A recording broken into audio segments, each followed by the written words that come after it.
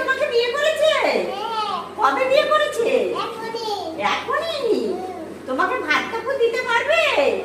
তাই? তাহলে তুমি আমার ঘরে কাজ করো আর ভাত খাও, থেকে যাও। যাও, আমার ছেলেকে নিয়ে ঘরে যাও। বরণ করবে না তোমার ছেলে বউকে? বরণ করতে? এই চলে আসো, আসো, বরণ করবে তোমাদের। খাও, মিষ্টি খাও বৌমা, মিষ্টি খাও।